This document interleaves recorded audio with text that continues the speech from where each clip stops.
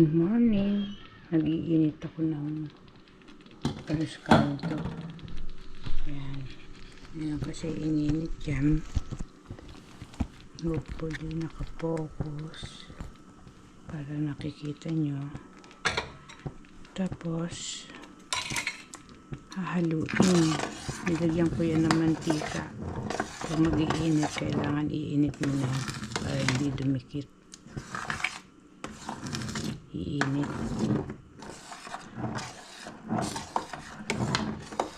Tapos kung meron kayong bawang, lalagyan ng bawang. Ngayon, pumitas ako ng dahon ng sibuyas. Pwedeng, pag init-init, pwedeng ilagyan. Kasi hindi ako naglagay nung nagluto ako ng alas kaldo. Dahil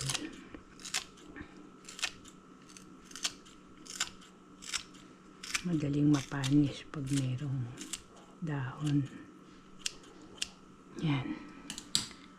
Ayan, haluin ko ulit bago ko takpan. Nagbibigay rin kasi ng lasa yan sa bawang. Kasi minsan bawang tinatabi ko sa rep para ilalagay dyan. Ngayon, ito hinugasan ko bagong hugas. Kaya pupunasan ko siya ng malinis na towel. Kasi yung bawang nilalagay ko sa maliit na lalagyan. Tapos tatapon ko yung mga bandang sunog. Kasi ayon sa pag-aaral, contributing factors din yung mga sunog. Nagmumukang langaw. Nagmumukang langaw din. Nagbibigay lasa yan. Pag hindi sunog, bibigay lasa sa lugaw, alas kaldo, goto. Ngayon, pupunasan ko to ng malinis na towel. Magigisa ko ng mag-apritada ko. Ang gamit ko, Fiesta Sweet Spaghetti Sauce sa apritada ko. May ininit ko yung kanin. May patatas, may carrots, bell pepper, iba-ibang kulay, bawang, sibuyas, saka baka. Ngayon, masarap kasi ang baka. Mas malinamnam kumpara sa baboy. Ngayon, may mantika ako. Gamit ko canola oil. Magigisa na ako. Mamaya, gagawa na ako ng pibrito ko yung tapa.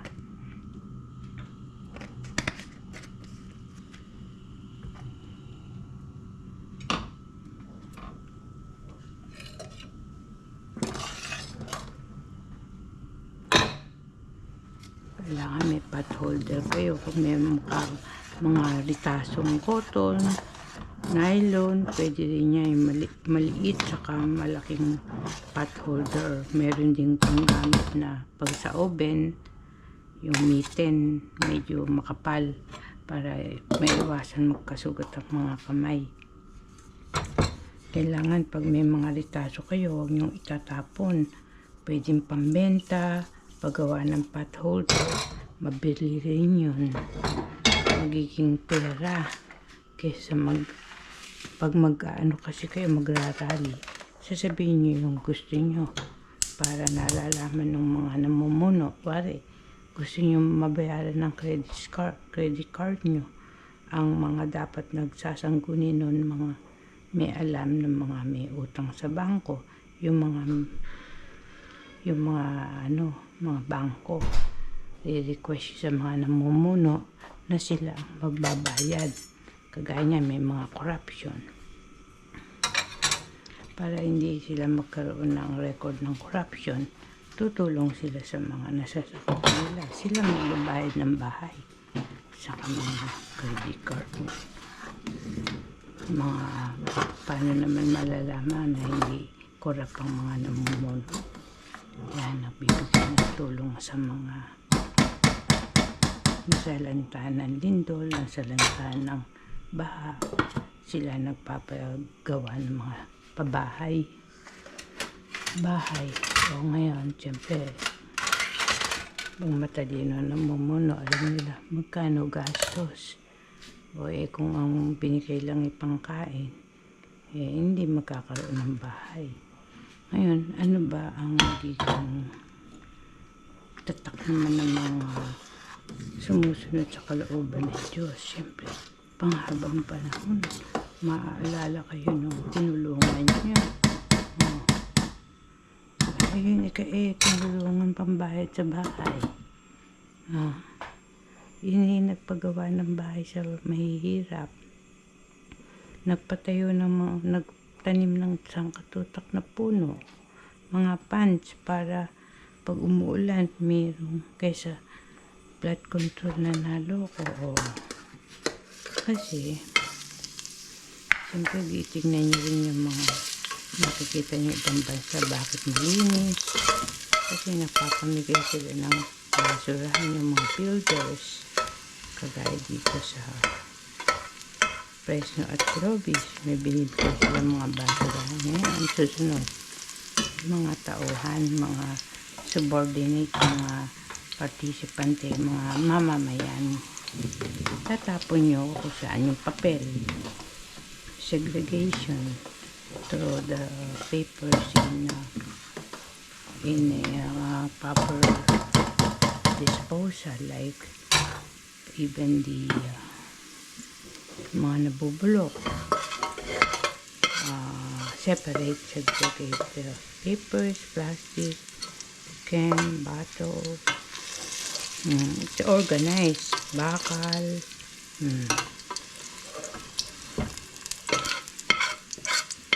kasi ang mga marami silang nagagawa para lulusagin ng plastic. Nagagawa nilang bagong damit, puting-puti pa nga. Yun ang tinatawag na matalino. Yung mga plastic na makakapal na sulbabida, kaysa bibili ng madaling mga masirang sulbabida, magastos. Dito, mas marami na papagawang bahay, mahal nga lang. 30 years to pay.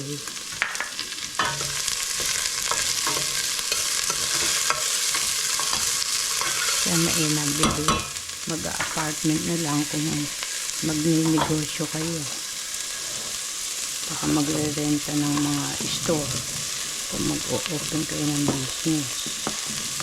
Mainam, may alam kayo sa farming. Kasi pagka may alam kayo sa farming, siyempre doon nyo na lang kukunin yung mga panahog nyo sa panluluto. Makakatipid kayo. Mahirap din kasi ang travel ng travel, magastos. Sipin mo yung pamahal ng ticket. Papunta dito, 3,000 isa.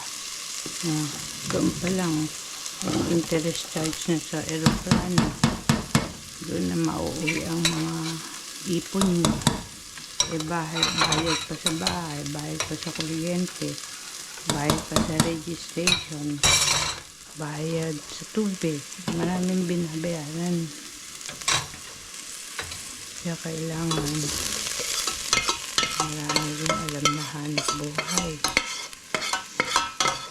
So kapag sa bahay naman, luto ng luto para hindi magutom yung mga mahal sa buhay. Pagka walang ginagawa, madaling sasapian ng masamang espiritu. Isipin mo yung dati yun pag nanonood ako ng Corina kay Corina Sanchez created, marami siyang pinakikitang na-exorcist, napoposes ba, kung malayo kay simbahan, kakatakot, mahirap. Totoo kasi yung mga napoposes dahil ako nung high school ako, ako school dentist sa St. Mary's may Kawayan, Bulacan. Nakakita na ako ng na-process ng high school student na babae sa St. Mary's. Ngayon, na-process siya, nagwawala. Merong mga high school na lalaki nakahawak sa may talansi kasi ng mantika na madudulas ako. nakahawak siya sa, lagay ko na to, tama. Ayan. Ang karne parang isda. Pag nakita niyo ang dugo, kulay dugo, sariwa na yan nung ilagay sa rep o freezer nilang matindahan. Kaya ganun. Nilalagay ko kasi yung paper towel sa cabinet. Kasi yung pusa, pag nakakita ng paper towel, pinaglalagyan.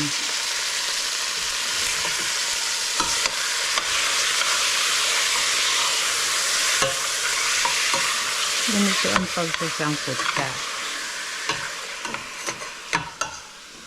Hinahalo mabuti, tapos palalabasin ng dugo para lalong lumabas ang lasa niya.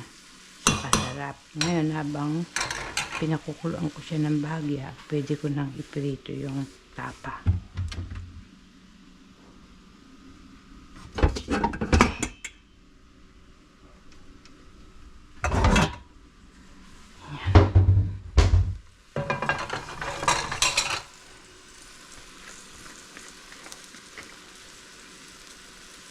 Diretso prito na siya. Dati kasi nilalaga ko.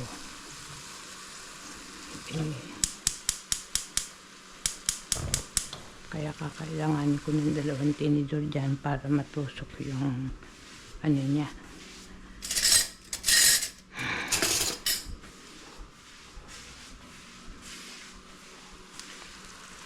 Pagkahalo.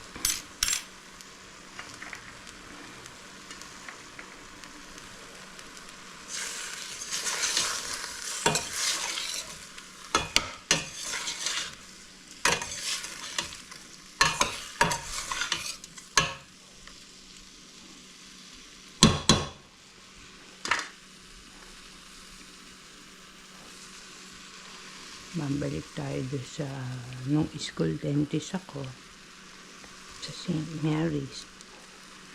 May naposes nga na batang babae. Ngayon, hawak-hawak, iniga sa kama ng mga high school student kasi nagwawala. Ngayon, sa pagwawala niya, ang nangyari sa kanya masyado siyang malakas yung high school student, tinulungan pa nung nurse saka ng doktora, ni Doktora Capiral, tsahe ni Ray Valera, yung singer. Ako nanonood lang ako kasi natatakot ako baka mami umapit sa akin.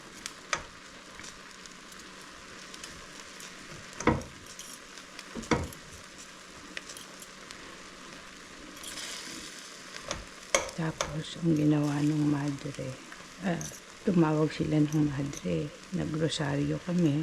Third mystery, nanlata na siya. Pero hindi pa rin totally completely na nabalik siya sa normal. Hanggang sa kumuha ng holy water yung madre, yun ang pinangwisip. Saka lang siya bumalik sa normal.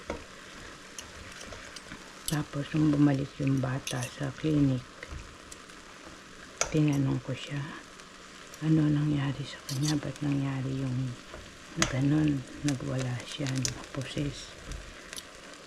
Sabi niya, galing siya sa library, may humahabol sa kanya. Siyempre, scary spirit yun. Bad spirit. Ano baka kung mga pinagagagawa mo? Ano daw?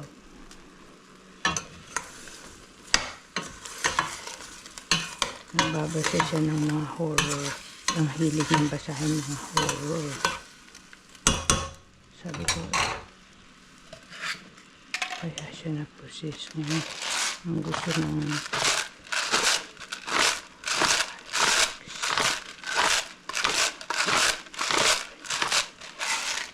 12 ganun. Ang gusto ng madre patalsikin sa St. Mary's kasi ayaw niya ng mga ganong napoposes, baka daw mahahawa yung mga bata. Wala namang magagawa kahit kakilala mo yung, hindi ko naman kilala yun.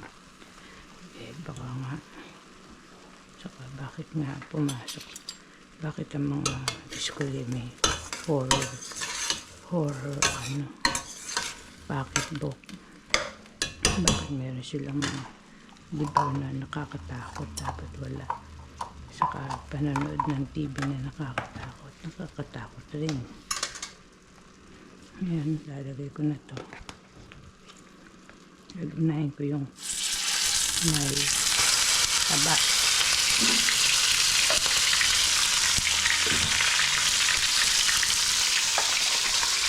Timplahan ko yan ng asin.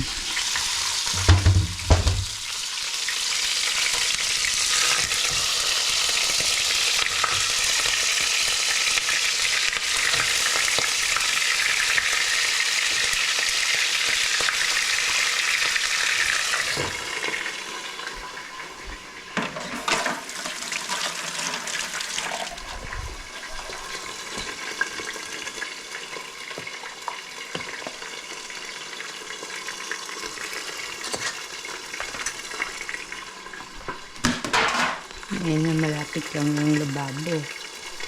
Kung nagpapagawa ng mga bagong bahay, mahalaga ang may lababo, malapit lang.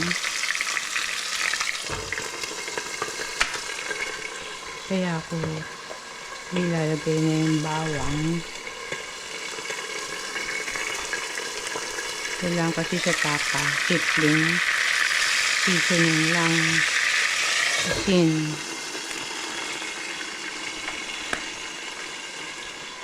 Nalagay ko sa mga ganyang cup para madali. Tapos sabay hugas kami na sabay hugas mga ginagamit para hindi naiipon. Yan. Hanggat hindi sira ang mga gamit, itatapon. Kahit punit-punit na yung gilid, nagagamit pa rin na. Kailangan nag-iipon-ipon sa para may pambayad lagi sa mga bayarin. Para narin yung recovery kasi tayo.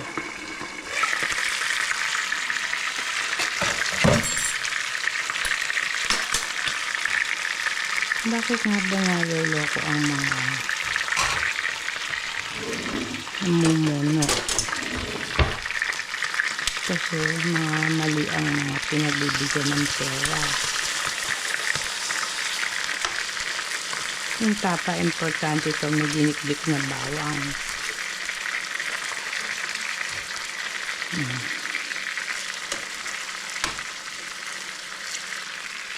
Tapa. Yan. Kahit hindi nyo i-overcook yan, pagka hindi nyo pakakainin, wala bukas, almusal, meron na kayong luto. Mahirap kasing mag-defrost. Tusok-tusokin na yan, pero matagas pa. So, hindi pwede yung ihahalo yung pinirito na bawang, kailangan hilaw talaga kapag ka nagtatapa kayo.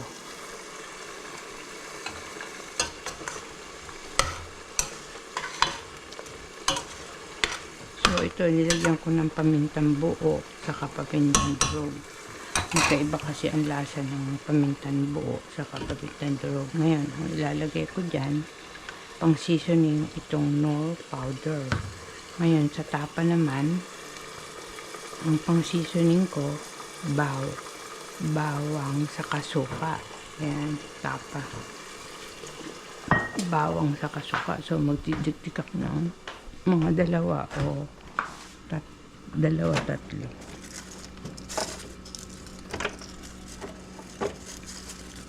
Yan.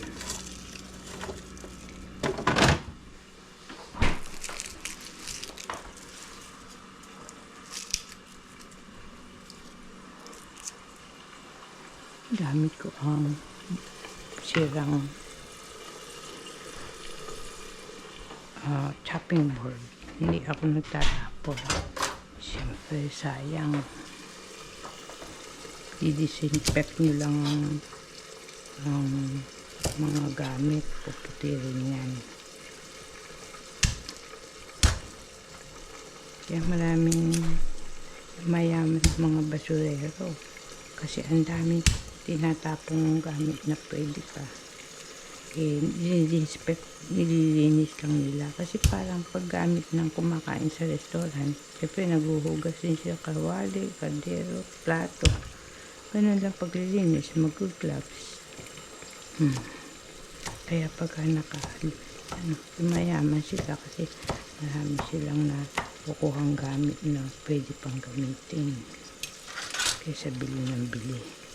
Pag nanonood kayo ng Bro Alvin, saka Lakay Ethan, saka si Ned Elua. Sino pa ba yung isa? Si kalimutan ko yung pangalan. Isa si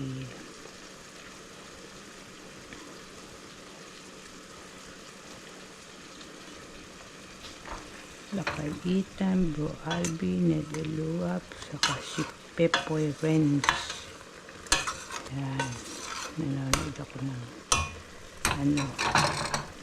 manood ng pangingisda nila sa Taiwan. Swerte ang Taiwan. Kasi may mga nakatira sa Taiwan, yung mga namumuno doon.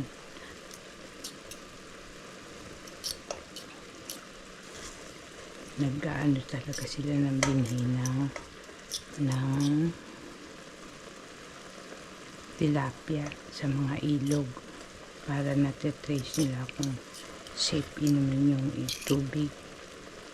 Kapag nagkamatay ang isda, siyempre chinecheck nila ba't namatay.